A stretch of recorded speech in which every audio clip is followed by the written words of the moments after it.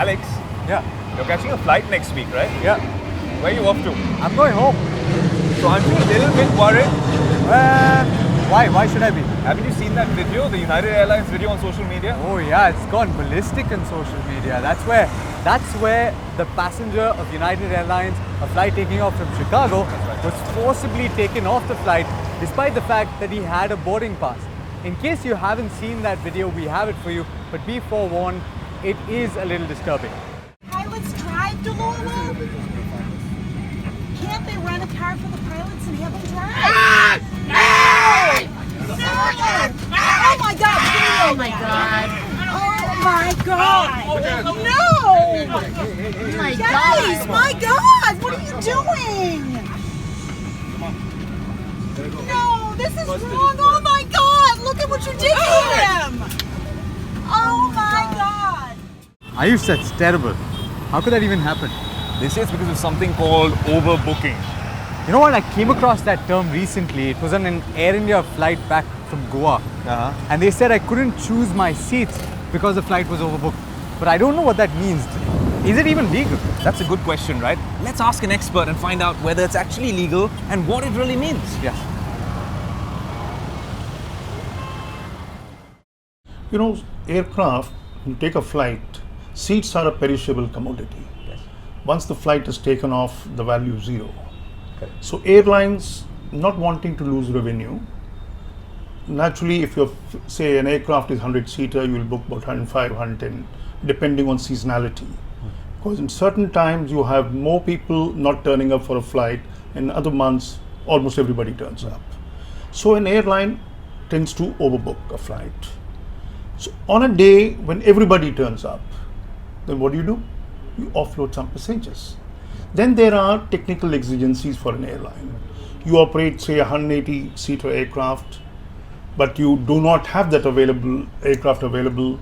So you put on a 150-seater aircraft. Then what do you do with it? If your booking is about 155 passengers, 5 people have to be offloaded. Yes. Or there could be instances of various kind. For example, in Air India's case, at Mumbai airport, you had a hoarding which was coming in the way of takeoff. So aircraft payload had to be reduced. Right. As a consequence of which 20 passengers less than the capacity were being flown. So what do you do with them? Go to offload them. So on a regular basis. So there could be various reasons why an airline overbooks Right. and why it leads to offloading at times. But I want to understand, sir, what is there a cap as to how much you can overbook? The DGCA allows for overbooking. It's legal. No, you see, you cannot really put a limit on it. Say you have an extended weekend. It's Diwali time. It's New Year time, vacation. Right. Those people have planned their travel in advance. They're unlikely to cancel unless there's a family exigency. Right? Something happening and they will cancel. They're very rare. But there are certain months where people just book their ticket. I may travel, I might not travel. Right. So in that situation, it's a difficult thing. Though in India, offloadings have drastically reduced from the 20-year-old era when Air India and Indian Airlines were sole operators. Capacity was limited. Now that you have multiple airlines, multiple flights from point A to point B, enough capacity available, so you do not witness offloadings, simply because there is no scope for an airline to overbook a flight, Right. barring those seasons of Diwali, festive times, etc., when people have to travel. Right. So, Mr. Bhargav, in those festive seasons when there is a lot of demand really for these airline bookings, in that time, from your experience, would you say that, you mentioned that is obviously how overbooking works and why airlines have to do it, what the economics of it are, but from a customer standpoint, when he's booked his ticket, he's paid his fare, all right, he's checked in well before time, and when it comes to boarding, he's completely unsuspecting. So is he told stuff like, this flight has now already taken off, or we've already closed boarding, or how does it work from the customer standpoint? One thing should be clarified here. There are no instances of offloading once you have given the boarding cards. Okay. Barring an extremely difficult situation where you boarded the aircraft, but prior to takeoff there's a technical glitch. Right. And you have to change to a smaller aircraft because aircraft of a similar size is not available. Right. But barring that situation, once you have given a boarding card, Right. you fly a passenger. So then that brings it to a more important point, right, Mr. Bhargav? What happened in this case in Chicago, where a passenger had boarded and was then evicted against his will because he didn't volunteer? Can this situation ever crop up in the Indian scenario? No, there can be a situation this kind, but very rare. Most airlines plan the travel of their pilots or engineers who may be going to operate or help an aircraft at the other location, which is called supernumerary travel in airline parlance. Now you block seats in advance. So even if it's 3 hours prior to a departure, you will not give a boarding card exceeding the number of passengers you can accommodate. But in this case, planning was one instance. Second, it's still not clear. They followed they say they followed the standard operating procedures. Did they do it or not? Did they seek volunteers who were willing to get off with a compensation? Yes. B, could those pilots have been flown another flight? Agreed. They had to operate. But there are multiple airlines, multiple flights between 2 cities in America. Where was the need for doing it? And creating an ugly situation. Now it is, in my opinion, high-handedness, not being sensitive to what a passenger is. Now airline, is a very high-profile industry. Right. The smallest instance can get you front page coverage. Now look at what's happened. I want to understand this instance a little more, and perhaps you'll give us a perspective as to how this could be handled differently. In a situation where it happens that a passenger has boarded and then perhaps 2 or 3 or 5 passengers need to be deplaned, you seek volunteers. What if no volunteer is amenable to leaving? What do you do then? There are various ways of looking at it. Say, for example, there is an airline employee traveling. Okay. Now, airline tickets are invariably subject to load basis. Yes. Right. So be ruthless and get the airline staff off. Right. Many airlines do not do that because they don't want to offend maybe the senior person and take the easier course and say, let me get 1 passenger off the aircraft. Now, in some cases, a passenger may willingly get off. Yes. So, all right, I can understand the problem. But there could be instances like in this case, no, I don't want to get off the aircraft because I've got an emergency situation at the other end and I've got to reach my destination. Absolutely. You may be going for a job interview or, somebody's funeral, Family somebody's exigencies. wedding and any kind of thing you could be going for. Yes. So in that situation, an airline had no choice once you've given the boarding card, which means since boarding cards are given 60 minutes prior to a flight, and in some cases in America 30 minutes prior to departure of a domestic flight. So you mean to say you did not know of the exigency of travel of your pilots 30 minutes prior to it? So it all boils down to bad planning. Bad planning. First. Second, lack of sensitivity. That all right, I made a mistake. Now, I'm not going to compound the mistake by bodily lifting the passenger out. Now that's not done, and that's why it's made international headline. Having been at the helm of an airline here, is there a case that this gentleman has to sue the airline? Oh, you can do it, yes. It's an absolute thing that I have paid for a ticket, you have given me a boarding card, you got to honor that boarding card for travel. What does the boarding card say? From this destination to this destination, this flight number and this time. Yeah. So what is that boarding card for?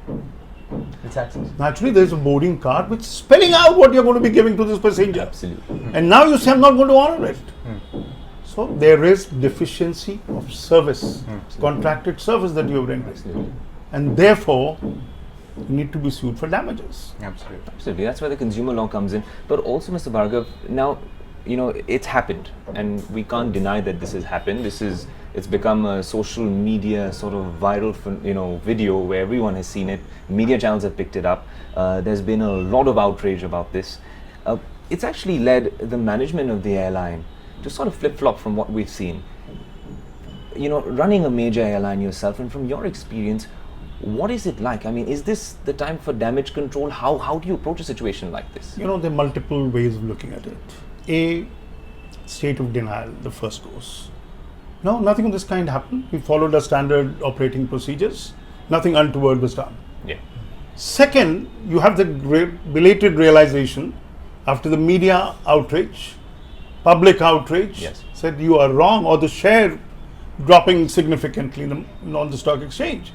Then you realize, then you start correcting things. Said, all right, we could have done it, and this is the way it should have been handled.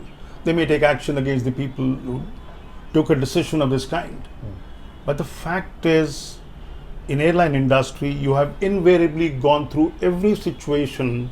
If you are an airline with 5 years of running experience, more than once, and you know what to do with it. So you cannot say that, look, the airport staff of the airline at the airport did not know what to do, except for the fact that he did not use his experience and said, this I will do and this I will not do. But he went ahead and did. Now, it's only now that they would have got this realization, look, huge damage caused to the airline's reputation, public sensitivity, and I'm sure you have seen the joke on the WhatsApp. Yes, absolutely. They beat up passengers in Air India's case, passengers beat up Air India crew. That's true. So that's kind of a thing, you know, they've made a subject of public ridicule basically. And all over the world. All over the world, yes. Aviation industry is such. It's global in character. It's connected. The smallest of the incident in airline industry is front page news. It's a glamorous industry. Please remember one thing. So, also, sir, do you think that this whole practice overbooking and also the way, I mean, the DGCA provides for these guidelines as well, these, compensation, this volunteering procedure as well, like you mentioned, these are standard operating procedures. Do you think that there's a need globally to reassess some of these guidelines in light of what happened with Air India, in light of what happened with United Airlines?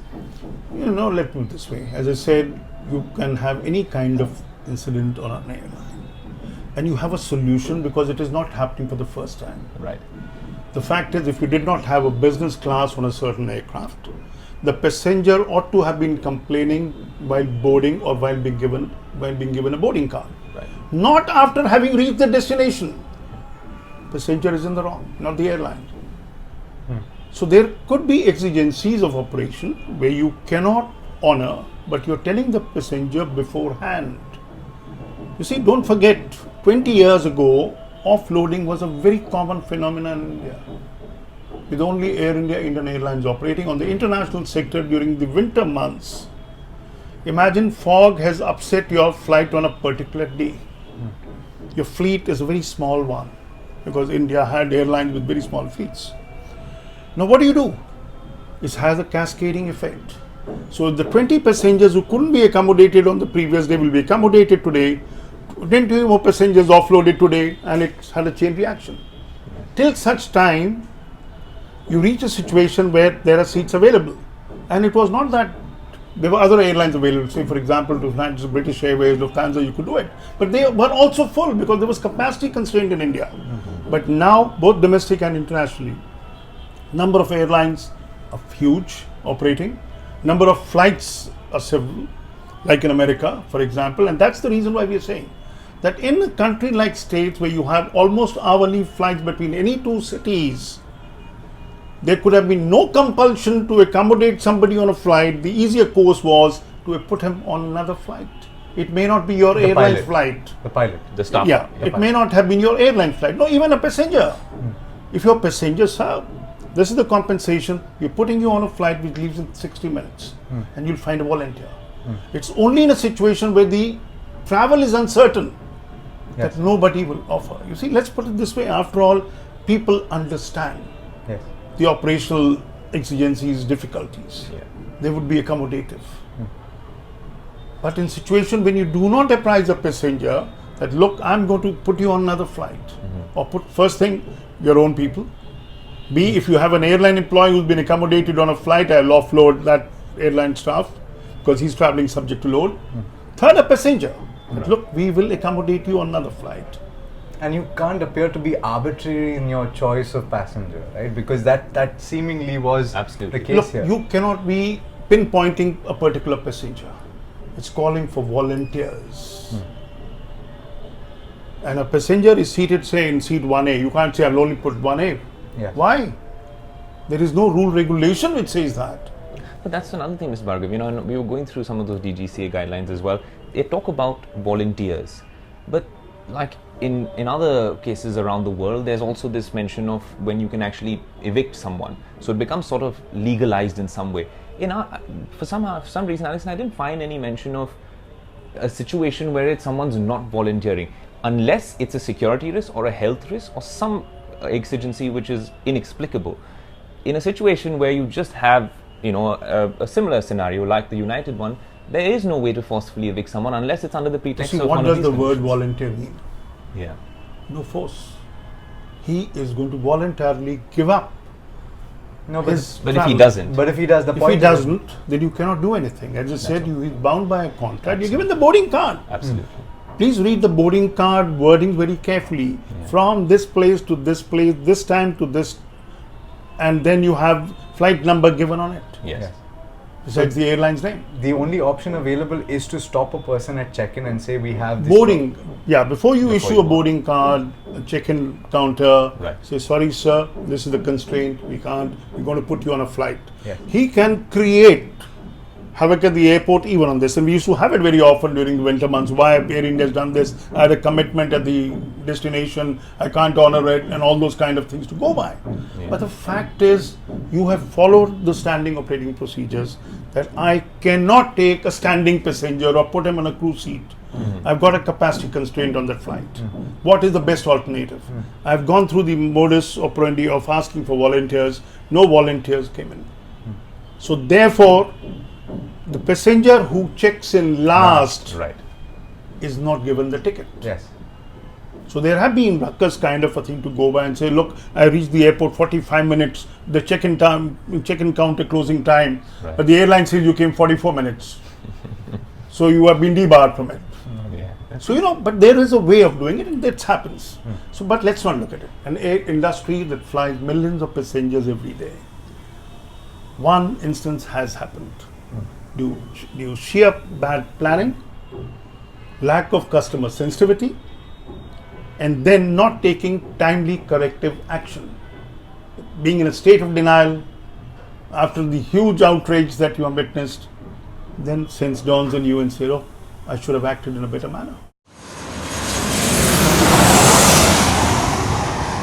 So key takeaways from that conversation, Irate. Well, from the airline side and from the airport side, well, there's only one, right? Better management. And from the point of view of the traveler, and since I'm traveling next week, I'm going to make sure that I'm going to get to the airport as early as possible. All right, Alex, safe travels on that trip, and to you guys as well. Stay tuned to Bloomberg Quinn.